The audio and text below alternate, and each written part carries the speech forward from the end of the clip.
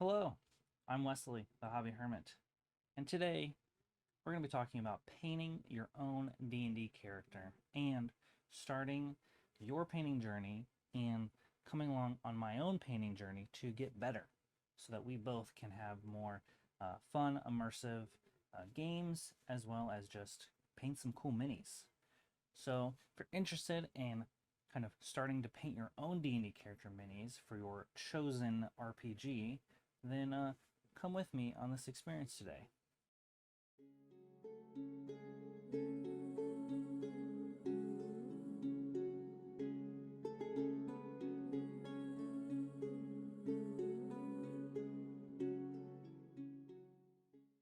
Now, I'm no miniature painting expert.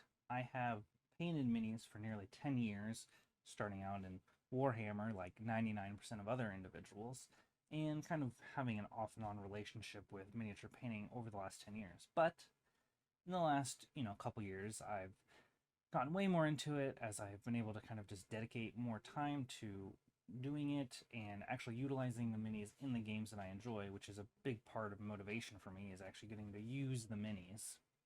And I've also been having this huge desire to actually increase my own miniature painting skill. And I thought, well, why don't I bring you along with me? And maybe if we're lucky, we both can learn something.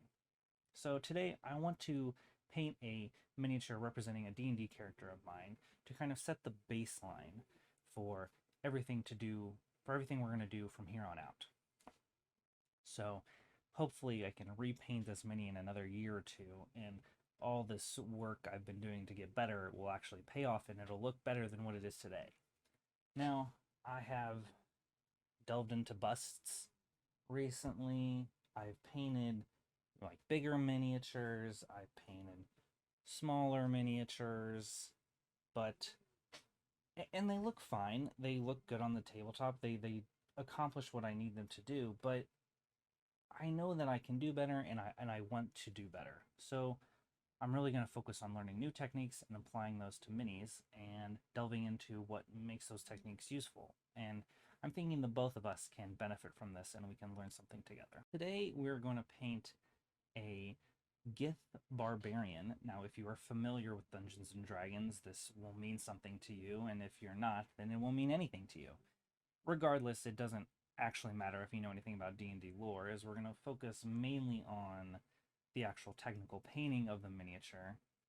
But I do think it's important to pull lore, whether that be your Space Marine chapter or the background of your D&D character, as those choices can influence painting decisions. In Warhammer, entire paint schemes are decided by whatever chapter you pick, and maybe depending on the background, if you're part of some regal or royal family, that can influence the crest on their miniature or something like that. So I think it's important to establish the lore of your character, and in my instance, for my Gith Barbarian Orlin, he was once a part of some type of Gith royal family, and now is no longer that. So I've chosen to implement a bit of regality in the colors on the miniature today, and hopefully kind of representing that part of his backstory. Another thing to note about this miniature is that it was 3D printed, so it's a resin miniature, not plastic like the Games Workshop miniature. Not that this really matters at the end of the day, but I do paint a lot of 3D printed miniatures just because I really enjoy 3D printing miniatures and the creativity that comes along with that. So majority of what I'll be painting during my journey to get better will be 3D printed miniatures, but I'm bound to implement some Games Workshop in there, I'm sure, as I have a Black Legion Chaos Space Marine army staring at me in gray. I primed this mini black and threw a white zenithal highlight on there just to help guide me in my top-down highlights I was going to do. Now, I have a rough idea of my color game plan. I'm shooting for a yellowish green skin. I'm kind of pulling from just some Gith reference pictures I got off Google Images. I'm going to keep it a simple brown leather for the armor on the kind of shoulders and arms, and then the pants I'm just going to do black with a gray highlight. And then my pop of color, other than the green skin, is going to be painting the tabard blue. I didn't want to paint it purple because I feel like that's going to give it like a Hulk vibe, and that's not what I'm going for.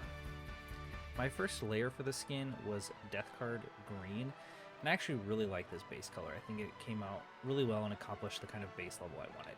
So I went ahead and put this all over the skin parts to give me that base. I always like to start with my skin tone first, just because it's kind of a primary color in the miniature, especially in Gith who have a green skin. And so I want to see how it's going to interact with the rest of the colors from here on out. I like to get my base layer down on all of the different materials, just so that I don't hamper other steps. I don't want to accidentally go over a highlight with a base color and have to try and fix that. This also gives me a good idea of how all the colors are going to mesh together as we go along. I'm base coating the leather parts in a Thondia Brown by Citadel. It's just a nice, dark, kind of very rich brown that's going to give a great base layer going forward. I just focus on a solid opaque coverage for my first layers with only a very minimal amount of water thinning them down. Now this is going to be the major color piece apart from our green skin on the mini. I decided to go with a regal blue, so I'm choosing the Thousand Suns blue. If you're familiar with Warhammer, I feel like this kind of makes sense for a regal color. I kind of mentioned before that my idea for this color was that he once had some type of royalty in his blood. Now Gith don't exactly have a ton of strong royal background in the lore of D&D, but in my own headcanon, this is how it's going to work for my miniature. So just went with a good rich regal blue over all the tabard parts. I think it's important to let the lore of your character influence them, and it doesn't have to be strictly what's in the D&D books. I currently have a love-hate relationship with washes. I don't always know what effect I'm going to get out of them when I use them, and I don't know if this is just my own lack of knowledge or skill with a brush, but I found currently my best uses with them is just strategically placing my washes and not just dousing the miniature in them. I find when I douse the miniature with them, I just end up muddling the paint that I've done up to that point and giving just a weird effect. But if I use it a little more selectively, then I tend to get kind of what I'm trying to do by creating, contrast with shadows and highlights. Agrax Earthshade is a great tool. However, like I said, it tends to muddle things up for me, and so I'm trying to use it more strategically in this instance. However, for bases, I'll throw it all over the miniature. In a future video, I intend to experiment with oil and enamel washes and seeing what type of effects I can get out of those mediums. And from everything I read online, it's kind of either you love it or you hate it. So it'll be interesting to see what my experience is like, and I hope it can be beneficial for you. With a layer of base coats down across the whole mini for all my colors and a wash over all the parts I want to add some depth to, I'm going to start layering in some brighter colors and highlights to start bringing in that contrast. Now for my highlighting, I'm focused on light coming from a top down, straight top down. So I'm focused on highlighting all of the surfaces that would be facing up and I'm just going to be doing kind of a stippling movement on the leather, just kind of a back and forth, slight little swipes with my brush across the top of the leather, just to kind of show that shining glint across the leather. For the skin, I just focused on the raised parts of the skin, but I actually ended up jumping in brightness too much, so I had to go back in with the Death Card Green, and I added in a little Averland Sunset to kind of add some warmth back into the skin before then adding my highlights back. And overall, I think it came out pretty good. I kind of lost sight of adding that yellowish warmth to the miniature overall, and I just kind of skipped that part when I started highlighting, but I was able to go back in and bring that effect back, and overall, I'm pretty happy with it. And then, I think it's important when you're increasing the highlights on your miniature that you don't have to always add white to whatever color to try and make it brighter. Look at other colors like, Fenrisian Gray. Like for my brown, I added Kislev Flesh and added it to the Thondia Brown to lighten it up. It doesn't always give us such a stark, bright effect, and it can kind of help make that growth and highlights a little bit more subtle. I'm just going to repeat this process across the miniature, just gradually lightening my base color to create contrasting highlights from the shadows and depths. It's not the most exciting method, but it creates kind of a noticeable effect, and something that I'm pretty familiar with doing is kind of the process I follow on most of my miniatures right now. I would love to start implementing wet blending onto cloth and things like that, but I've honestly never tried it, but I am definitely going to be trying it in the future here. I'm just trying to keep it simple and keep it to what I'm comfortable with, because I'm just trying to kind of establish my quote-unquote baseline miniature right now.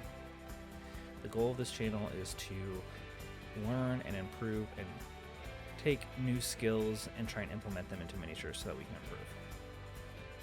Now, of course, the footage of my painting the sword was ruined, so I don't really have a lot to show of it, so I apologize. But I kept it very simple, true metallic metals. I have never tried to do non-metallic metals, but you know I'm going to try it on this channel. But for this, I just did a simple kind of dark silver on the blade, a warm gold on the hilts, and that's it. And then I just covered the blade in Nolan oil, the gold in a Seraphim sepia wash, and overall I'm really happy with the metallics. I think they turned out pretty good on the miniature, and I'm pretty happy with it. I did a little pink gem on the hilt and on his chest, and it's a very simple effect. I just did a demonette hide base coat, pink highlight, and then a little white dot at the top to add that kind of specular highlight. Very simple effect, and I think it looks really good. I'm really happy with the little gems I did. You gotta focus on the little things when you're painting miniatures. Now, initially, I wasn't actually super thrilled with this paint job when I finished it, but as more time has passed since I finished it, as I'm recording this part a little later than when I actually painted it, it started to grow on me. However, I do think this miniature is probably pretty representative of my current skills as a miniature painter. Not everything is maybe perfect on it to what I could accomplish, but I think overall it's a good baseline for my current ability. And moving forward, I do feel that there are things I can improve on, and I think down the road I can definitely paint a better version of this miniature. First thing, I kind of messed up the skin tone. I went bright too quickly and had to go back and kind of bring it back down and rebuild those layers up. Now, this isn't an end of the world thing to do. You can definitely go back and fix that, but it's still something I definitely struggle with, is judging my elevation in color highlights correctly. I definitely jumped too quickly here, and it's just something to work forward on. And skin tones in general are things I've struggled with in the past, and thinking my next video will be focusing on purely painting a skin tone, and trying to improve that specific ability and capturing how to layer that process properly. Overall, the leather on the miniature I'm actually really proud of, and I think it accomplished the effect I wanted it to. The black pants are fine. They're pretty standard. I don't know. The blue tabard, though, I'm not thrilled with at all. I don't know, it just kind of looks messy and didn't really accomplish the effect that I wanted it to. The sword is actually one of the things I'm really happy with on the miniature, is along with the pink gems. I think they're very simple, but they look good. They accomplish the effect that I wanted to on the miniature. So overall, I don't think you have to be this critiquing of yourself, especially if you're early on in your painting journey. But I think it's important to learn from everything you do, and that's kind of the whole point of this. Now, moving forward, the aim is to do better than this, of course, and I look forward to improving my skills more in the future. I hope that this experience has been a motivating factor for you to paint your own D&D character or Warhammer kill team or army or whatever it may be. I know a lot of people can be intimidated by it, and I totally get it, but I think it should be understood that it's 100% accessible. You don't need fancy brushes or fancy paints or anything to really get started. Just buy what you can and do with what you can. You can do a lot with mixing and blending paints. That's something I didn't start doing till way later on in my painting journey, I guess, and it's really something I'm still learning, and that's blending paints on the palette. And I haven't even tried to wet blend on a miniature at this point, which is of course going to be something else we're going to try and do later on down the road. But I think the concept, and something I had myself early on, you don't need a ton of different paints. Get kind of the standard basis of all the colors you need. Get a good white and black. For black, I like the Vallejo black and white. I use Pro Titanium White from Pro Acryl.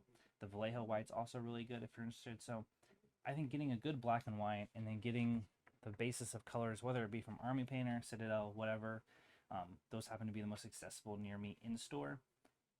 You can do a lot with those. And as far as paintbrushes go, you can get by with a synthetic brush off Amazon. Don't let someone tell you that you need a $15, $20 brush to go on. If that's something you want to get, then go for it. But a synthetic brush, a simple set of paints can get you started, and is really all you need. So I hope that this has been a motivating video. I hope that my simple techniques are maybe a good stepping stone for you to moving forward. And in future videos, I hope you'll come along with me in learning new techniques and improving our skill sets as miniature painters together. I really appreciate it.